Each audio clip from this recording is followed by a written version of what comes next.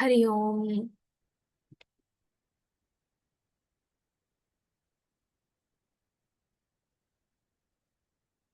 आज हम पढ़ रहे हैं गीता का चैप्टर 4। कंटिन्यू करेंगे कि कर्म योग में कृष्ण जी अर्जुन को क्या कह रहे हैं। जिसका अंतःकरण और इंद्रियों के सहित शरीर जीता हुआ है, हम श्लोक 21 से शुरू कर रहे हैं। यहीं पे हमने खत्म किया था। और जिसने समस्त भोगों को सामग्री का परित्याग कर दिया है, ऐसा आशा रहित पुरुष केवल शरीर संबंधी कर्म करता हुआ भी पापों को नहीं प्राप्त होता। पहले तो हमें अंतःकरण का अर्थ समझना चाहिए। अंतःकरण का अर्थ है मन, बुद्धि, चित्त और अहंकार। इन चारों का मिलन करके अंतःकरण कहलाया जाता है। मन है जो हमारा कहीं भी चला जाता है, यूजुअली पास्ट में या फ्यूचर में। बुद्धि आपकी है जो आपको डिसीजन लेने में मदद करती है, जिससे आप इंटेलेक्ट भी कहते हैं।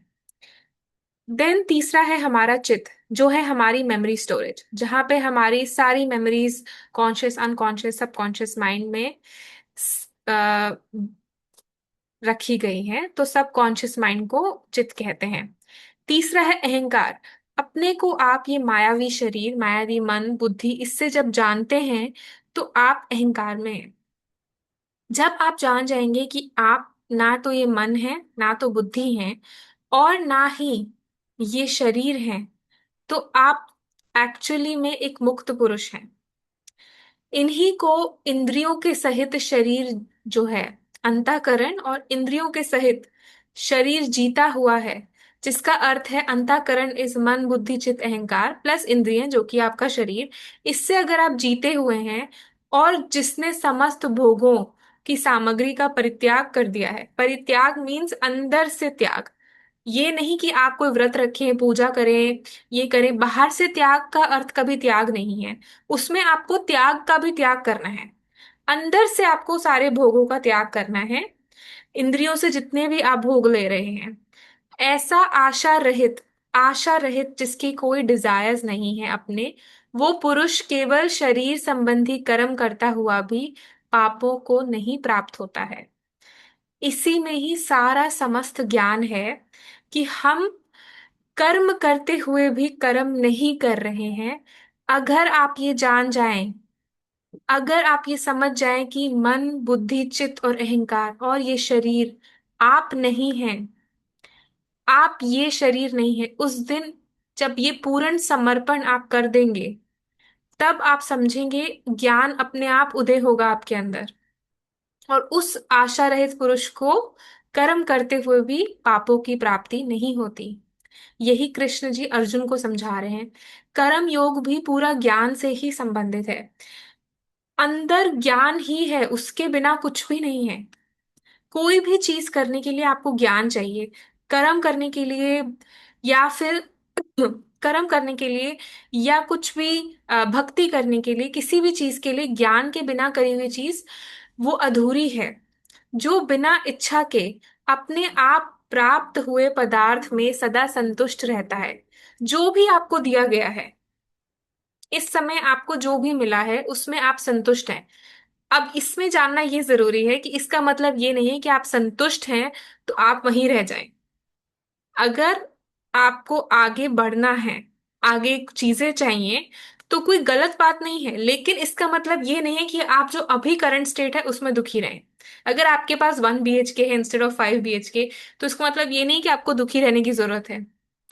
उसमें भी आप खुश रह सकते हैं। रहना तो आपको एक बेड पर ही है, एक कमरे में ही तो रह रहे हैं हम लोग। बाकी में तो आपका गुरूर रह रहा होता है, इजंट इट?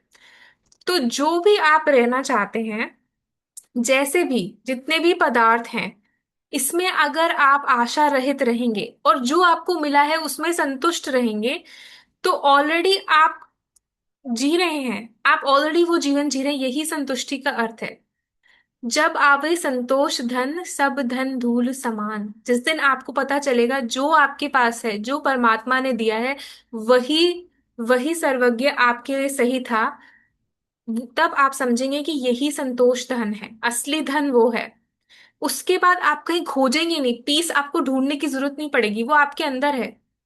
जिसमें ईर्ष्या का, स्वार्थ का अभाव हो गया है, जो हर्ष शोक आदि द्वंद्वों से स्वथा अतीत हो गया है।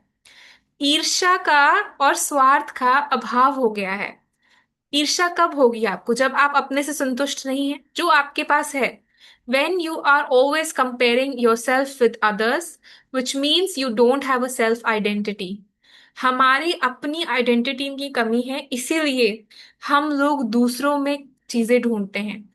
दूसरों के जाने की हम कोशिश करते हैं कि उसका देखें क्या है।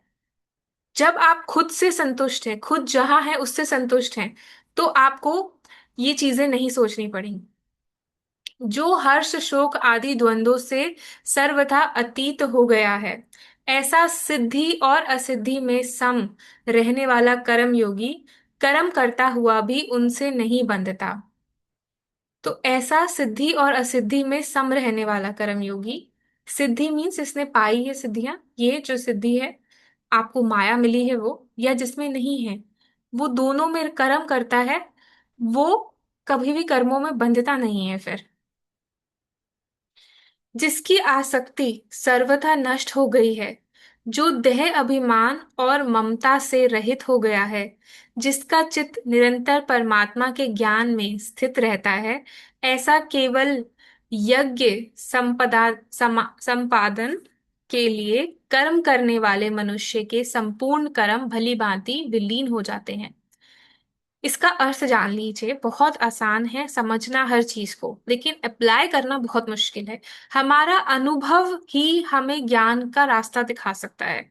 अगर आप पूरी जिंदगी में एक वचन भी अगर अप्लाई करते हैं, वो ही आपको सही रास्ता दिखाएगा। जितना भी आप ज्ञान सुन ले, वो आपको मजा तो आएगा, वो कानों का रस है, आपको अच्छा लग रहा है सुनना, क्योंकि आत्मा को तो अपना खाना मिल रहा है, उसको बाहर से ढूंढना नहीं पड़ रहा। लेकिन जब तक आप उसे ग्रहण नहीं करेंगे, अप्लाई नहीं करेंगे, तो वो उसकी रियलिटी नहीं बनेगी। तो जिसकी आसक्ति सर्वथा नष्ट हो गई है, आसक्ति इज अटैचमेंट। अटैचमेंट का अर्थ क्या है?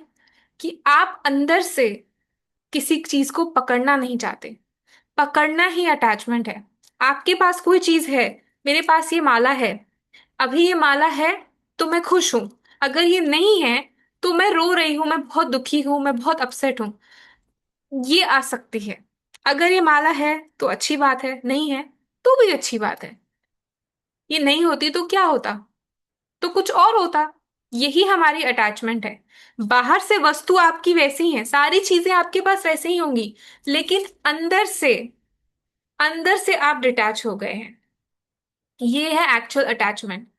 जो दे अभिमान और ममता से रहित हो गया है, जिसका चित्त निरंतर परमात्मा के ज्ञान में स्थित रहता है, जिसका जो चित्त है हमेशा परमात्मा के ज्ञान में रहता है, ऐसे केवल यज्ञ संपादन के लिए कर्म करने वाले, केवल यज्ञ संपादन के लिए, जिसका अर्थ है कि सिर्फ दूसरों के लिए जो कर्म कर रहा है, जो मनुष्य आसक्ति रहित कर्म कर रहा है, देह का अभिमान अहंकार छोड़कर कि आप ये देह नहीं है, ममता से रहित। ममता हमारी सबसे ज्यादा पावरफुल चीज है।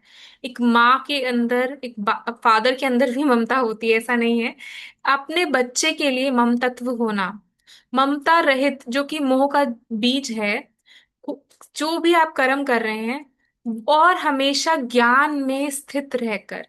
ज्ञान क्या है? कि आपके शरीर नहीं है, आपके मन नहीं है, आपकी बुद्धि नहीं है। तो आप कर्म करने वाले मनुष्य संपूर्ण कर्म भली भांति विलीन हो जाते हैं। तो आपके लिए, उसके लिए ये कर्म हो नहीं हो एक ही बात है। वो शरीर कर रहा है, मैं नहीं कर रही। वो इस तरह जीता है अपना जीवन, 24 घंटे इसी तरह जीवन जीता है कि कर्म मैं नहीं कर रहा हूं, कोई और कर रहा है, मेरे से करवाए जा रहे हैं। जब ये स्थिति आ जाती है, तो हम ऑलरेडी ज्ञानमय हैं। जिस यज्ञ में अपर्ण अर्थात स्त्रुवा आदि भी भ्रम है, और हवन किए जाने योग्य द्रव्य भी भ्रम है, तथा भ्रम रूप कर्ता के द्वारा भ्रम रूप अग्नि में आहुति देना रूप किया भ्रम ही है। आप भ्रम है, जो कर रहे हैं वो भ्रम है, जो हो रहा है वो भ्रम है, जहां बैठे हैं वो भ्रम है, जो यज्ञ मीन्स कर्म कर रहे हैं वो भी यह भ्रम है। हर चीज जब भ्रम ही भ्रम है, भ्रम ही भ्रम है। जब ऐसी योग की स्थिति हो तो आप ऑलरेडी भ्रम ही हैं, तो ज्ञान योग्य फल भी भ्रम ही है, और कुछ नहीं है, सब भ्रम है। तो अभी दूसरे योगी जन देवताओं के पूजन रूप यज्ञ की भली भांति अनुष्ठान किया करते हैं, और अन्य योगी जन पर ब्रह्म परमात्मा रूप अग्नि में अभेद दर्शन रूप यज्ञ के द्वारा ही आत्म रूप यज्ञ का हवन किया करते हैं। जो देवी देवताओं की हम पूजा करते हैं, इससे पहले वाले में कृष्ण जी ने बताया था कुछ श्लोक पहले कि जो मुझे जैसे भजता है उसे मैं वैसा ही फल देता हूँ। तो जितना भी सिद्धियां पाने के लिए या कर्म की फल की इच्छा वाले जो लोग हैं, वो देवी देवताओं को ज्यादा पूजते हैं, क्योंकि उनसे रिजल्ट जल्दी मिलता है। तो जो दूसरे योगी जन हैं, देवताओं के पूजन के लिए यज्ञ करते हैं, उनके लिए अनुष्ठान करते हैं, वो क्रिया कर रहे हैं, लेकिन जो ब्रह्म को जानते हैं, परमात्मा को जानते हैं, वो पर ब्रह्म परमात्मा की अग्नि में उसी के रूप में यज्ञ कर रहे हैं। इसका अर्थ भी जानना बहुत मुश्किल है, क्योंकि हम लोग कैसे अपना जीवन जी रहे हैं। आप अपनी डे टू डे लाइफ देखिए। आप उठते हैं, तो आप उठ रहे हैं, जहां उठ रहे हैं उसको थैंक यू बोलिए, वो भी भ्रम है। जहां बैठे हैं वो भ्रम है। अभी जो कर रहे हैं वो भ्रम है, जो बोल रहे हैं वो भ्रम है। जब आप हमेशा awareness, this is a state of awareness, वही साक्षी मार्ग का रास्ता भी है कि कब होगा, जब आप हमेशा प्रेजेंट मोमेंट में हैं। जब ना आप पास्ट के बारे में सोच रहे हैं, ना आप फ्यूचर की एंजाइटी में हैं या स्ट्रेस में हैं। आप हमेशा प्रेजेंट में हैं, इस मोमेंट में हैं, और आप ऐसे जी रहे हैं जैसे आप इस रोल को इस समय जो बेस्ट निभाना है आप वो कर रहे हैं। यही है भ्रम। इसी में आप अवेयर हैं। अगर आपको याद ही नहीं है कि आप ये शरीर नहीं है, इमिडिएटली आप भूल जाएंगे। क्या होगा, 2 मिनट कुछ होगा आप भूल जाएंगे, तीसरे मिनट कुछ होगा आप भूल जाएंगे। वो भूलना जो है ना, उसी के लिए हमें कोई गुरु चाहिए, जो हमेशा हमें याद दिलाए कि देखिए, ये शरीर आप नहीं है, ये मन आप नहीं है, ये मन आपका आपको उल्लू बना रहा है, ये आपसे चीजें करवाना चाहता है। यही है, बार बार याद दिलाने के लिए हमें गुरु चाहिए, हम फिर भूल जाएंगे। इसलिए हमें संग ऐसा चाहिए, सत्संग में आते हैं तो हमें संग भी ऐसा चाहिए जो हमें याद दिलाए, जो हमें कंटिन्यू रखे, हम भटके नहीं। लेकिन भटकना कहाँ पे है, जब हम अटक रहे हैं। जहां पे भी पकड़ा जा रहा है, रोका जा रहा है, समझ लीजिए वहां अध्यात्म नहीं है। अध्यात्म में रोकना नहीं, प्रेम में आजादी होती है। अध्यात्म का मूल अर्थ ही प्रेम है। प्रेम इज व्हाट, कि आप फ्री हैं, भगवान ने सबको फ्री छोड़ा है, किसी को भी बांधा नहीं है। आज आप अपने कर्मों से बंधे हैं, अपनी गलती की वजह से, अपने लोगों से बंधे हैं, आपकी अटैचमेंट की वजह से। परमात्मा ने तो नहीं बांधा है। जब मर्जी आप छोड़ के जा सकते हैं, कोई रोक थोड़ी रहा है आपको। Nobody is stopping you. क्यों नहीं आप जा पा रहे हैं? क्योंकि आप समझते हैं ये आपकी ड्यूटीज हैं। आज अगर आप मर गए, लेट्स अज्यूम कर लेते हैं आपका शरीर शांत हो जाता है, तो क्या आपके बच्चे नहीं पलेंगे? क्या आपके घर में खाना नहीं आएगा? क्या आपके घर में पैसे नहीं आएंगे? क्या नहीं होगा? सबकी अपनी प्रारब्ध चल रही है, जितने भी आपके घर में जन हैं, उन सबकी अपनी अपनी प्रारब्ध है, उनका कुछ लिखा जुखा है यहाँ इस धरती पर, कि इतना अन्न उनको देकर जाना है या लेकर जाना है। वो आपके हाथ में नहीं है। अगर आप आज शरीर से नहीं है इस धरती पर, तो क्या आपके घर में लोगों को खाना नहीं मिलेगा? आपके आने से पहले कौन ध्यान रख रहा था यहाँ पे, और आपके जाने के बाद कौन रखेगा? यही तो आपको समझना है कि हम कहाँ बंधे हुए हैं। परमात्मा ने हमें बांधा नहीं है। उन्होंने तो हमें लिमिटेड टाइम दिया है कि हम अपनी चेतना को उजागर करें, जागाएं, समझें कि हम कौन हैं, मैं कौन हूं। और जब आप जान जाते हैं, फिर आपको ये बंधन नहीं लगता है। फिर आप छोड़ना भी नहीं है। आपको किसी को छोड़ के जाने की जरूरत नहीं है। आप जहां हैं वहीं मुक्त हैं। जहां आपको रखा गया है वहां आपके कर्म हैं, वो आपको पूरे करने हैं। अगर आप छोड़ते हैं, अगर आप उस कर्मों से भागते हैं, तो वो आपका पीछा नहीं छोड़ेंगे। कर्म अपने जो जिसका है वो उसको ढूंढ ही लेता है, कहीं ना कहीं से वो आप तक पहुंच ही जाएगा। आप नहीं बच सकते अपने कर्मों से। एक चमकीली परत चढ़ जाती है जब कर्म आता है। मैंने अपनी आंखों से देखा है कि आप नहीं बच सकते। उस समय सब सब अलग लगने लगता है, चीजें बदल जाती हैं, गलत चीज भी सही लगने लगती है। यही तो हमें समझना है। तो हमें पहली शुरुआत ही ऐसे करनी चाहिए कि कर्म हम ऐसे करें। लेकिन कृष्ण जी बता रहे हैं कि अभी आज जो कर लिया सो कर लिया, ठीक है, अभी तक ज्ञान नहीं था, कोई बात नहीं, जैसा था ठीक है। लेकिन अब ज्ञान हो गया है, अब ज्ञान हो गया है। अब मैं बता रहा हूं कि इसके बाद से कर्म कैसे नहीं बनाने हैं और नए कर्म नहीं बनाने। वो कैसे होगा? जब आप ये जान जाएंगे कि आप ये शरीर नहीं है, आप ये मन नहीं है, बुद्धि नहीं है, जो भी आप कर्म कर रहे हैं, आपके सामने कोई भी आ रहा है, उस समय आप रिएक्ट मत करें, कंट्रोल करें, देखें कि क्या हो रहा है। जितना आपका कंट्रोल होगा उतने आपके कम कर्म बनेंगे। मैं नहीं कह रही कि आप दबाइए अपनी भावनाओं को, डिस्कस करिए। अगर आपको शेयर करना है, वन टू वन बात करिए कि भाई आपने ऐसा बोला, मुझे बहुत बुरा लगा। अभी आप इंसान हैं, आपको बुरा तो लगेगा ही ना। ऐसा तो नहीं है कि आपको नहीं लगेगा। अगर लग रहा है तो बात करिए, लेकिन सही समय पर। उस समय अगर आप रिएक्ट कर जाएंगे तो आपका एक नया कर्म बन जाएगा, चेन नहीं टूटेगी। ये है एक एप्लीकेशन तरीका। यही अगर आप इसी समय जान जाए कि आप ये शरीर नहीं है, मन नहीं है, बुद्धि नहीं है, तो उसी समय आप मुक्त हो जाएंगे। फिर कोई भी कर्म आए आप कभी रिएक्ट ही नहीं करेंगे। लेकिन वो करना बड़ा मुश्किल है, इमीडिएटली नहीं होता, उसके लिए बहुत अभ्यास चाहिए। जन्मों से अगर आप करके आ रहे हैं तो आज एक झटके में भी छोड़ सकते हैं। अब कौन कितनी जर्नी से आ रहा है वो तो उन्हीं को पता है ना। तो दूसरे योगी क्या करते हैं? देवी देवताओं का यज्ञ। और जो कुछ योगी जन हैं वो पार ब्रह्म परमात्मा रूप का करते हैं यज्ञ। लास्ट श्लोक पढ़ लेते हैं। अन्य योगी जन श्रोत्र आदि समस्त इंद्रियों को संयम रूप अग्नियों में हवन किया करते हैं। और दूसरे योगी लोग शब्द आदि समस्त विषयों के इंद्रियों रूप अग्नि में हवन किया करते हैं। ये बहुत इंपॉर्टेंट है। इसका मतलब वो साफ बता रहे हैं कि आप पूजा पाठ यज्ञ हवन कुछ भी कर लें, वो आप इन इंद्रियों का क्या कर रहे हैं? भोग, जो है ना, संयम करके कर रहे हैं। कि आज हवन करने से पहले आप फलहार खाना खाएंगे, 3 माला करने से पहले आप पानी नहीं पिएंगे। ये सब रूल्स आप लोगों ने सेट किए होंगे अपने लिए, ठीक है। तो ये आप कर रहे हैं, बहुत अच्छी बात है। लेकिन ये आप इंद्रियों का संयम रख रहे हैं, कंट्रोल कर रहे हैं। लेकिन जो योगी, जो ब्रह्म में है, जो एनलाइटेंड है, वो क्या कर रहा है? वो शब्द से, समस्त विषयों से, जितने भी इंद्रियों के विषय हैं, उसकी अग्नि में आहुति दे रहा है। वो इनको लय कर रहा है, इनकी जरूरत नहीं है। वो ये अग्नि में नहीं स्वाहा कर रहा है, वो इनकी अग्नि में स्वाहा कर रहा है। इस अग्नि में कि मुझे ये नहीं चाहिए, हमें अपने को जलाना है। इस रास्ते पे चलने के लिए इस शरीर को मारना है, मरने से पहले मर जाना है। अगर आज आप डेड बॉडी हैं, आपको कोई कुछ भी बोले, क्या आपको फर्क पड़ेगा? नहीं फर्क पड़ेगा। तो क्या है जिसे फर्क पड़ रहा है?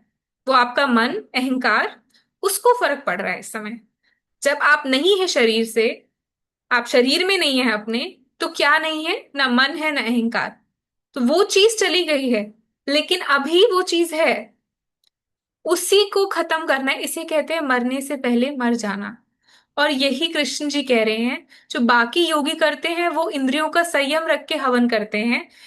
जो मेरे योगी हैं, जिनको वो बोल रहे हैं, वो क्या करते हैं? वो इन समस्त विषयों का जो इंद्रिय रूप की अग्नि है उसमें हवन करते हैं।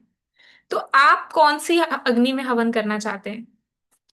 ये समय जो चल रहा है तपस्या का है, भक्ति का है। हर दिन हर मौका हमें दिया जाता है एक नई उजागर करने का, अपने आप को जानने का। तो अभी आप देखें कि आप कौन सी अग्नि में जलना चाहते हैं। आप वो हवन करना चाहते हैं जिसको करने के बाद हजारों आप हवन कर लेंगे, हजारों गायत्री की माला कर लेंगे, लेकिन स्वभाव वही रहेगा। वही गुस्सा आ रहा है, वही इरिटेशन है, वही लोगों से नफरत है। लेकिन दूसरी तरफ आप क्या कर सकते हैं? दूसरी तरफ आप उसको, एक वो चीज कंट्रोल कर लें कि आज मैं किसी पे गुस्सा नहीं करूंगा, आज मैं शांत रहूंगा, आज मैं रिएक्ट नहीं करूंगा, चाहे कुछ हो जाए, अच्छा भी बुरा भी, नॉट जस्ट नेगेटिव, एनीथिंग। आप ऐसे भी ले सकते हैं। वो जो आप हवन करेंगे ना, उसका जो रिजल्ट होगा और जो इसका रिजल्ट है, उसमें जमीन आसमान का फर्क है। इसमें आपको कुछ पुण्य मिल जाएंगे, आपने आहुतियां दी, आपने जो मांगा वो मिल जाएगा, लेकिन इसमें आपके हजारों कर्म कट जाएंगे, आगे आपकी जन्म कम हो जाएंगे, शायद आपको आगे 100 जन्म और लेने हैं स्पिरिचुअलिटी में, लेकिन वो अब 80 हो जाएंगे या 90 हो जाएंगे या 70 हो जाएंगे, we don't know, depending on how much effort you put on your self. कोई बहुत ही भाग्यशाली लोग होते हैं जो अपने को चेंज कर सकते हैं। कॉर्पोरेट में से ग्रोथ माइंडसेट कहा जाता है, जिसमें आपका ग्रोथ माइंडसेट है, सेल्फ को आप इंप्रूव करना चाहते हैं। इतनी सेल्फ हेल्प बुक्स हैं आजकल, world is so advanced, they want to change, every moment they want to change, लेकिन वो कैसे करना चाहते हैं? कैसे करना चाहते हैं? कुछ फिलोसफिकली, कुछ साइकोलॉजिकली, कुछ बिहेवियरली, लेकिन आपके पास ब्रह्म ज्ञान है। इस ब्रह्म ज्ञान से बदलने का कोई और रास्ता है? इट्स ओवरऑल, इसमें साइकोलॉजी, स्पिरिचुअलिटी, सारी सब कुछ आ जाता है ब्रह्म ज्ञान में। तो अगर हम बदलना चाहते हैं तो हम इस तरह से बदलें, ये हवन करें। तो आज के लिए इतना ही करेंगे। हरि ओम।